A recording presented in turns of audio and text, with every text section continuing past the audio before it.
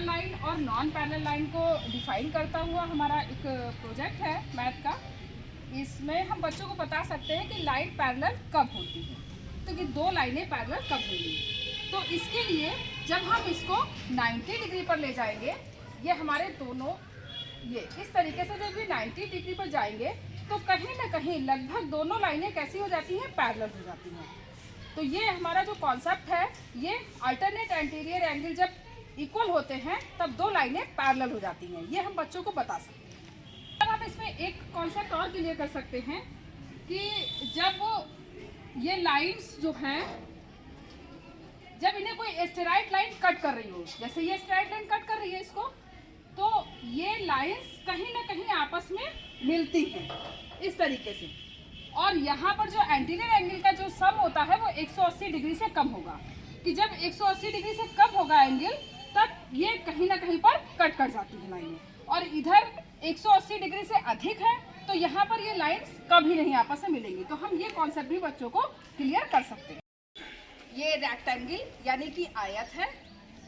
आयत की आमने सामने की भुजाएं बराबर होती हैं और इसके सभी कोण जो है वह 90 अंश के होते हैं। रेक्टेंगल का जो एरिया यानी कि जो क्षेत्रफल होता है वह लंबी भुजा गुणे छोटी भुजा, और इसका जो परिमाप होता है वह 2 गुणे लंबी भुजा प्लस छोटी भुजा यानी कि त्रिभुज है। त्रिभुज का जो एरिया यानी कि जो क्षेत्रफल होता है वह 1/2 गुणे इसका जो आधार है वो और इसकी ऊंचाई, और इसका जो परिमाप है वह इसकी तीनों भुजाओं का योग होता है। ये कोण यानी कि शंकु है। इससे हम शंकु की अवधारणा को स्पष्ट कर सकते हैं। शंकु का जो क्षेत्रफल होता है वह होता है पाई R L.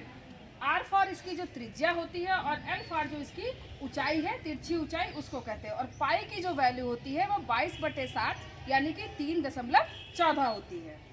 Total surface area जो इसका पृष्ठीय क्षेत्रफल जो होता है वह होता है पाई आर और आर प्लस एल। इसका वॉल्यूम यानी कि आयतन होता है 1/3 पाई आर स्क्वायर एच।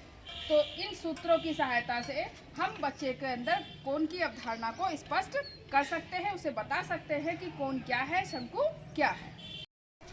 ये वैदिक गणित का कॉन्सेप्ट है। वैदिक गणित की सहायता से हम बच्चों को मल्टीप्लिकेशन सिखा सकते हैं। क्योंकि ये हमारी बुक्स में नहीं है बट फिर भी प्रयास किया है कि बच्चे इसके माध्यम से, वैदिक गणित के माध्यम से मल्टीप्लिकेशन सीख सकें।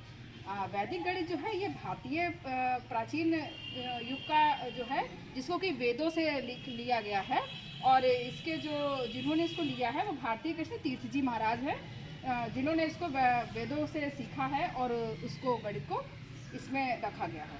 तो इसमें कुछ नहीं किया, ये हमने 43 और 32 का मल्टीप्लिकेशन लिया हुआ है। कुछ नहीं करना, इसमें 4 लाइन्स इधर ली हैं और 3 लाइन्स इधर ली हैं। ये हमारे 43 को रिप्रेजेंट कर रही हैं। इसी तरीके से 3 लाइन्स इधर हैं और 2 लाइन्स इधर हैं, ये 32 को रिप्रेजेंट कर रही हैं। अब हम यहाँ पर काउंट करेंगे 1 2 3 4 5 6, ये हो गया हमारा 6। अब यहाँ पर आएंगे हम 1 2 3 4 5 6 7 8 9, ये 9 हो गया। और इधर हम काउंट करेंगे तो 1 2 3 4 5 6 7 8, ये हो गया 8। अब ये डायगोनली हम इसको एडअप कर देंगे, 9 को 8 में एडअप कर देंगे। तो 9 को 8 में जब हम एडअप करेंगे तो ये हो गया 17। और जब सम 10 से अबव होता है तो हम वहाँ पर प्लेस वैल्यू लेते हैं। तो यहाँ पर प्लेस वैल्यू जाएगी 7, 1 हमारा कैरी में चला गया, ऊपर वाले को हम ऐड करेंगे तो ये 12 है, इसमें कैरी का 1 जोड़ेंगे तो ये 13 हो गया। तो ये हमारा इसका आंसर आ गया।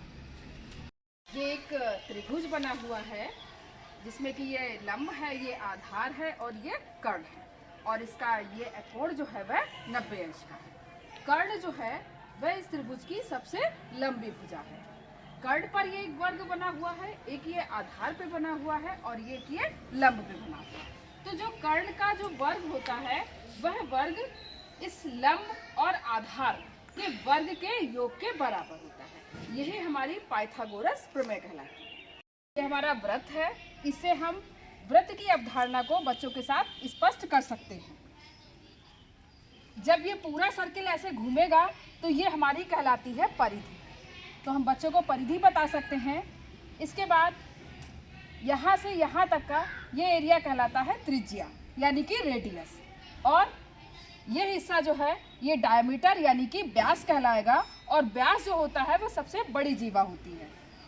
जो हमारा ये ऊपर का हिस्सा है ये कहलाता है लघु वृत्तखंड यानी कि minor segment of a circle, और ये जो बड़ा वाला एरिया है ये कहलाता है मेजर सेगमेंट ऑफ सर्किल। ये एक लाइन है, अगर ये लाइन वृत्त में कहीं से भी कट करेगी तो ये कहलाती है छेदिका यानी कि सेसेंट, इसको हम कहते हैं छेदिका।